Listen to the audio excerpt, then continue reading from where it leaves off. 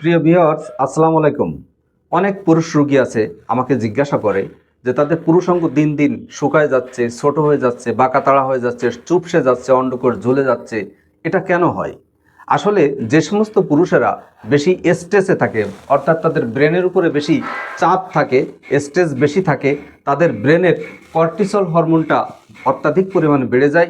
সেই সাথে তাদের সেক্স যে হরমোন টেস্টোস্টেরন সেটার মাত্রা অত্যাধিক কমে যায়, যার কারণে পুরুষাঙ্গের উত্থান শক্তি কমে যায় এবং তাদের সিমেন বা তাদের যে বীর্য এটা অত্যাধিক পাতলা হয়ে যায় এবং দ্রুত বীর্যপাত ঘটে যায়।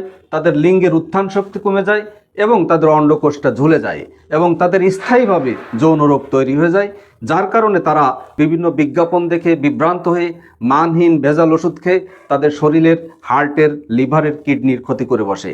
এজন্য আমি বলবো যে আপনারা এ ধরনের বিজ্ঞাপনে বিভ্রান্ত না হয়ে মানহীন ভেজাল ওষুধ খেয়ে জীবনের ক্ষতি না করে, অর্থের অপচয় না করে আপনারা বিজ্ঞ হোমিওপ্যাথিক চিকিৎসকের চিকিৎসা গ্রহণ করুন এবং আপনার হারানো যৌবন ফিরে পান এবং সুস্বাস্থ্যের অধিকারী হন। এজন্য বাংলাদেশ জনস্বাস্থ্য হোমিও আপনাদের পাশে রয়েছে। আমি ডাক্তার ইব্রাহিম শিকদার। সকলকে অসংখ্য ধন্যবাদ। আসসালামু আলাইকুম।